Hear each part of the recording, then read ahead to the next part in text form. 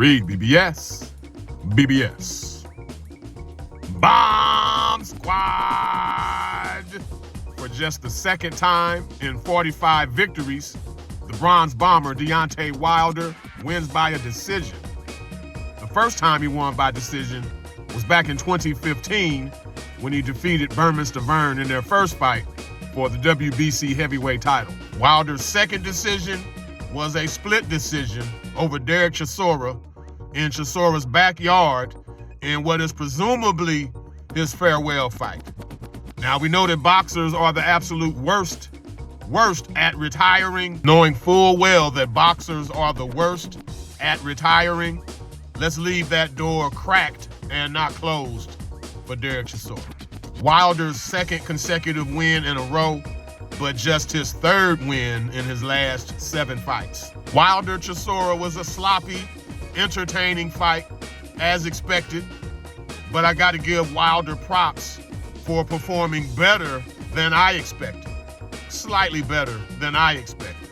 Deontay Wilder is still very much a diminished fighter. Make no mistake, the Fury trilogy, it ruined him.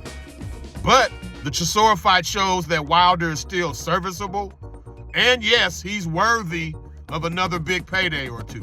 At least that, another big payday or two. Against Chisora, who at his best was never more than a journeyman, a gatekeeper type, Wilder was clearly the better man. He was the better man in that fight. And what we're not gonna do is apologize for winning. No apologies necessary for winning. However you won, you won. The fight was in the UK, so of course there was Derek Chisora. There were chants, which I love. I love the atmosphere of British fights. Said it many times in videos. Wilder made a very interesting fashion choice, wearing some black and gold leggings. My man is 6'7", and he's got skinny ass pipe cleaner, underdeveloped legs. And I don't know if he meant to pull off the comic effect that he did unintentionally.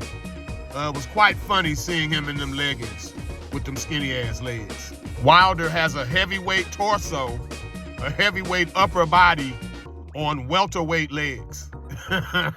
Wilder officially weighed 226.5 pounds. The 6.5 pounds were his legs. For me, the leggings were indeed unintentionally funny and yes, distracting. It was a bit distracting for you, boy. Just as they promised, these two very close friends fought as if they'd never met or if they couldn't have cared less about each other once the bell rang. Wilder was jabbing, he was hooking off of his jab, he was pawing with it at other times, he was even measuring with it, like some old school Larry Holmes shit. He was measuring with it to set up right hands, firing chopping right hands behind that jab as well. And I give Wilder credit again. I've never seen as much purposeful lead hand activity out of Deontay Wilder. Never seen as much purposeful lead hand activity out of him. I also saw Wilder utilizing uppercuts more effectively than in the past. He was. But we gotta keep it a buck.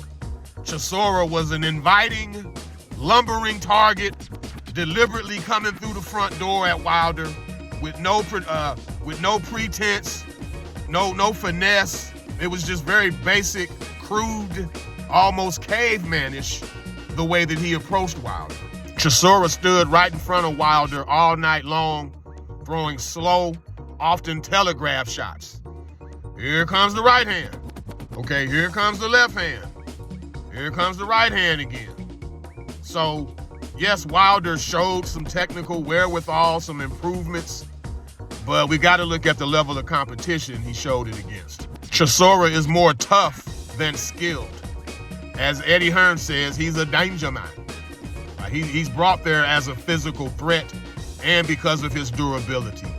And as I said in my pre-fight video, when both men were in their primes, Wilder would have wasted him, which is why they never fought before this point in their careers.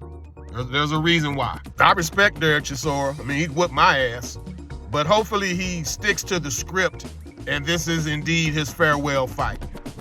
As for Wilder, the obvious answer is AnthonyJoshua. AnthonyJoshua. Joshua sat ringside for Wilder Chisora. As Wilder was walking back to his dressing room, they dapped it up.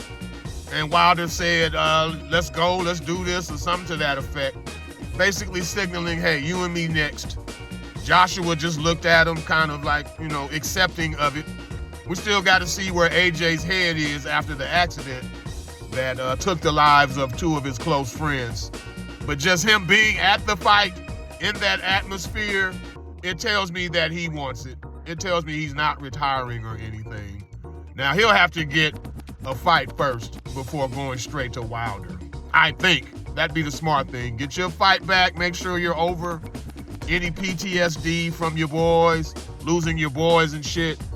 Do that sometime before the summer, and then get Wilder in before the end of this year. Wilder just showed his face against Chisora. Entertaining fight. Fight did good business, I presume. So Wilder's an entity in the UK now. Him and Joshua could fight there at the end of the year.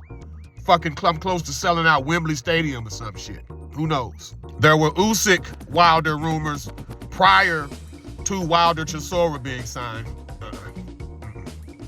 For all the same reasons that I described about Derek Chisora lumbering through the front door at Wilder, that's why Wilder Chisora, or that's why Wilder Usyk does not need to happen, because Usyk is the polar fucking opposite of Chisora. He's not just a danger man. He's not just a tough guy. Usyk would badly confuse, bemuse, and eventually defuse the Bronze Bomber. And easily, I might add. Easily. Joshua was the obvious next fight. No one wants to see Fury Wilder 4. And my fear is that any top 10 heavyweight could beat Wilder. Ajit Kabayel, Philip Ergovic, Moses Italma wastes him. Like, hell, could he beat Richard Torres at this point? I don't think so. So Wilder needs to go straight on to AnthonyJoshua. AnthonyJoshua. But this is Wilder's moment. Props on the win. No apologies for winning. And you looked a little bit better than I expected. Respect. REED-BBS. BBS. Blackbird Sugar. Bachelor's in Boxing Studies. Television. Fred Sanford of the Fistic Arts. When all is said and done, there's nothing left to say or do.